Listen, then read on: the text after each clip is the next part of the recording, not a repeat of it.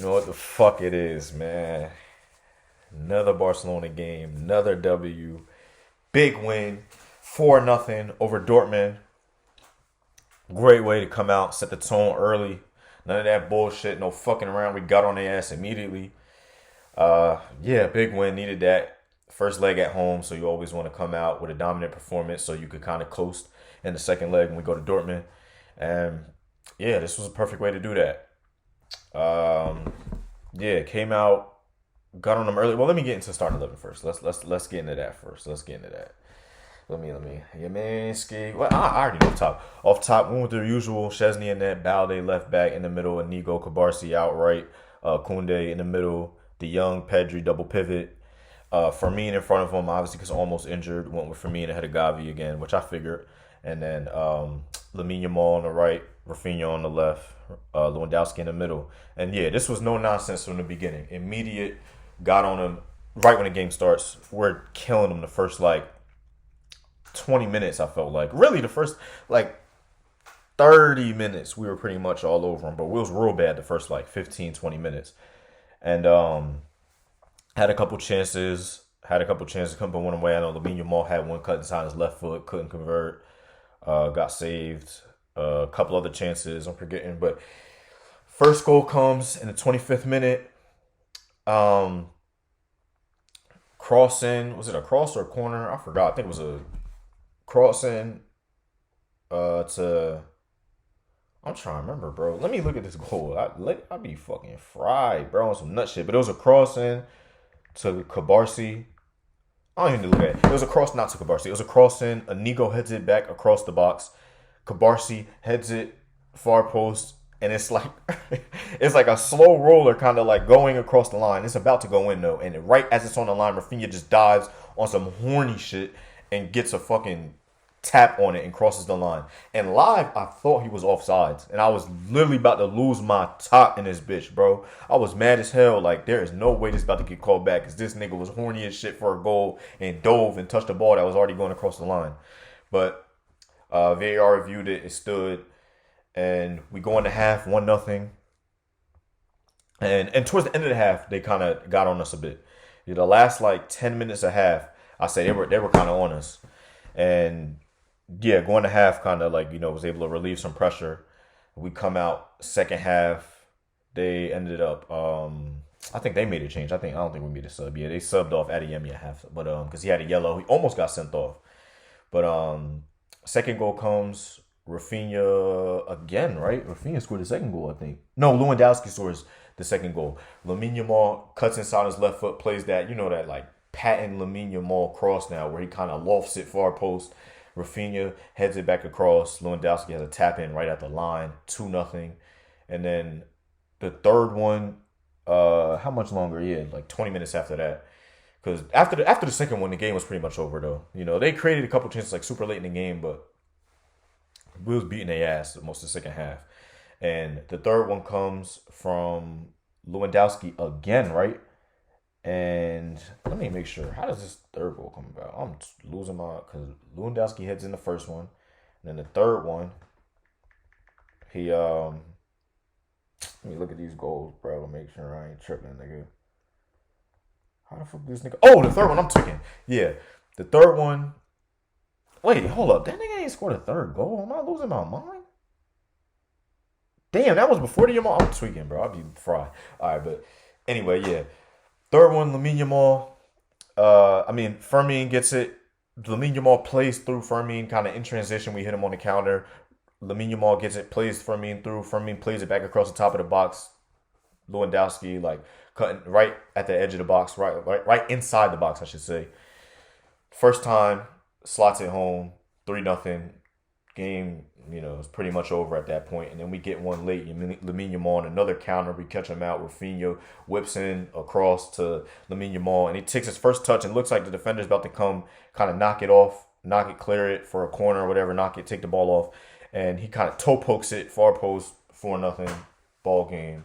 And yeah, after that, we kind of, obviously, we're up 4-0. We sat back, soaked some pressure, and they had a couple chances. Araujo was phenomenal the last 10 minutes. He kind of he had one sequence where he blocked a shot initially off the rebound, Somebody shoots again, he's able to like block it again, like right before it would have. They probably would have scored. He probably saved the goal, but yeah, he just did some typical Harajo hard nosed defending. When you're trying to see a game out, he's the perfect player to put in there, and yeah, see it out, man. Hard nosed defending on getting there, grind it out, bang with strikers, physical. You know, Araujo, all the typical no nonsense defending that you expect from a good old fashioned traditional center half. And yeah, we were able to see it out for nothing.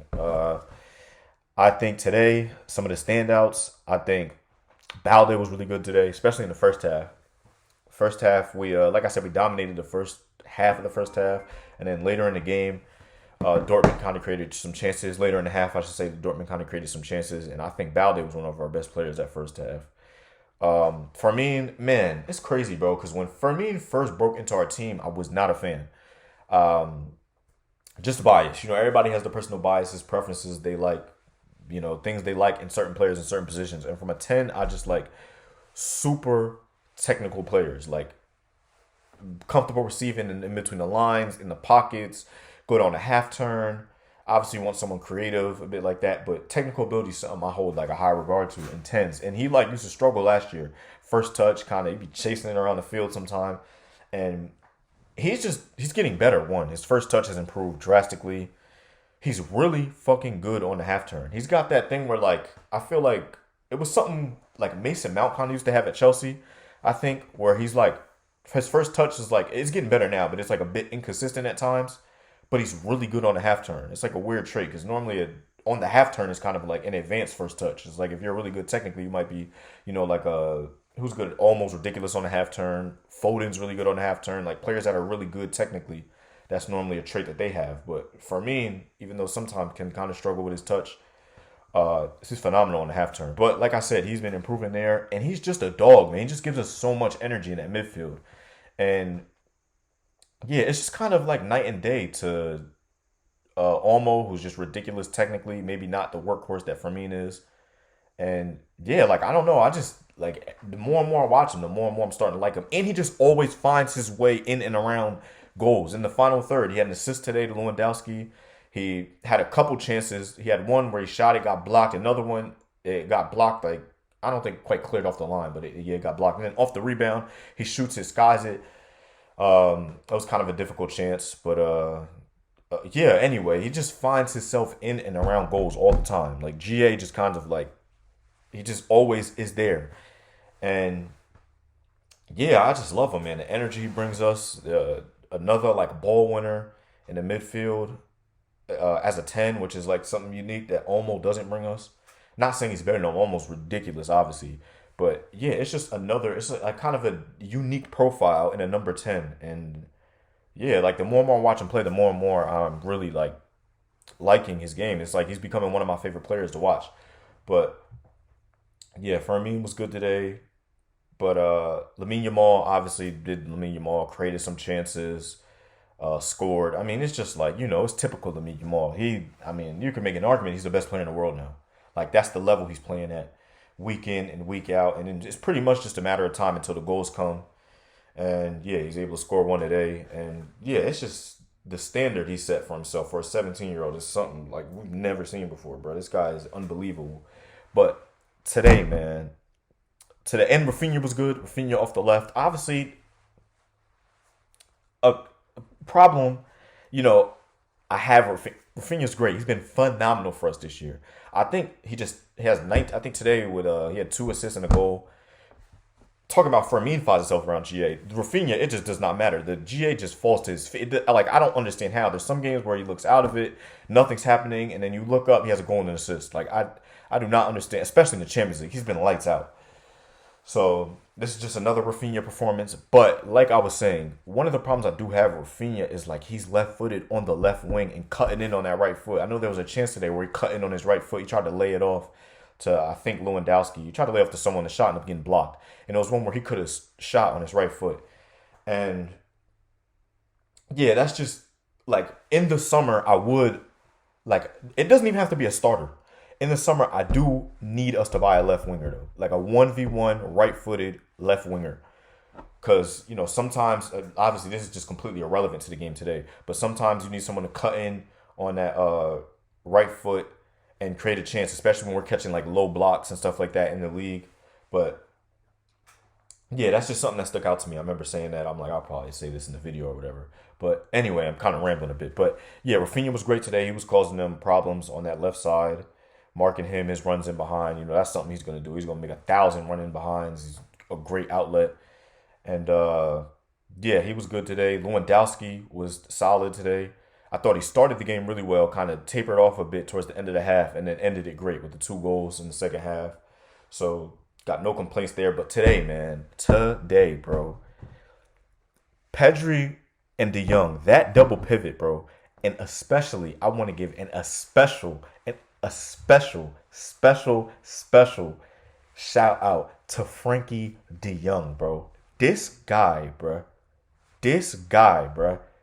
This is a completely my problem with De Jong was always like defensive awareness, like tracking in runs behind, being in the right place out of possession, or like break up a counter. Bro, I do not know what clicked. I don't want to jinx it, knock wood, but I don't know what is clicking with him this year, but he has been phenomenal as that deepest midfielder, bro. I do not know what, bro, I think the first 20 minutes when we were just all over him, De Jong might have broke up 4 counters by himself.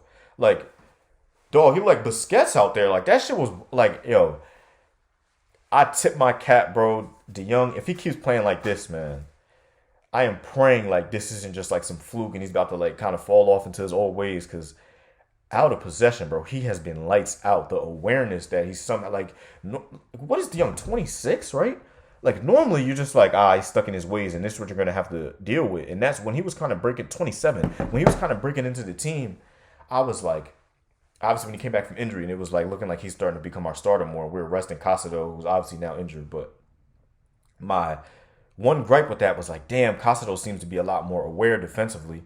And, just a better last line defender. He's more defensive minded. De Jong likes to get ball carrier. He likes to get forward with the ball sometime and a bit more creative. When we were trying to create something late in the game, we take off Casado, put on De Jong, and it would just give us a bit more going forward or a bit more control in the midfield. He's always been ridiculously good on the ball, comfortable and in possession and helping things tick. And that's always been what he's great at. But this year, bro, the defensive awareness he's showing us is crazy, bro. And he was phenomenal today. I think he was the man of the match today, even with the 4 goals. He was ridiculous, bro. And it's been week in, week out with this guy now for the past few months. So, yeah, he was phenomenal. Like I said, him and Pedri in that double pivot. Pedri just doing what he does, making things tick, helping things flow. Yeah, man, this was just a great showing. Obviously, tie not over. If you any Barcelona fan, bro, we've all been here before, bro, and we know how this shit could get sometime, dog. So you're not about to see me celebrating and doing backflips and fucking cartwheels and all that nut shit, bro. We definitely got to see this out at Dortmund, because Lord knows I done seen some tragic second legs from us. But yeah, it's looking great, man. This is a great way to kind of put our foot on their neck and kind of be able to put things in cruise control on that second leg. So Barcelona 4, Dortmund nothing. And yeah, on to the second leg. Let's go. Who we got the weekend? Yeah, that's what I was going to look up. I was trying to think of who the hell we had at the weekend. Who we got? We got, I think it's Leganes, yeah. Relegation. They're fighting relegation. Are they fighting relegation or are they getting relegated? They are in 18th right now, so they're still kind of fighting that. But yeah, that should be a win.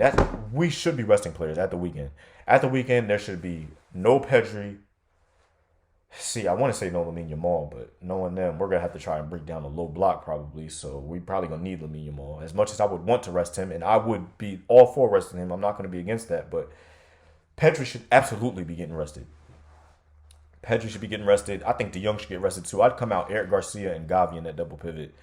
And yeah, I mean, Fermin could play. He hasn't played a lot this year, obviously, with Olmo. Him and Olmo kind of been splitting minutes. But I wouldn't be mad at Pablo Torre. I want to see more Pablo Torre minutes. Every time he's gotten burned this year, he's looked really good. And I think he's deserving of more minutes. But yeah, definitely should be rotating some players, resting some guys. And, can't drop points, though. Madrid on our ass, bro. This is ridiculous. This shit shouldn't even be in competition in the league. But, yeah, need a big 3 points at the weekend. and then it'll be on to the second leg. So Forza Barca, man.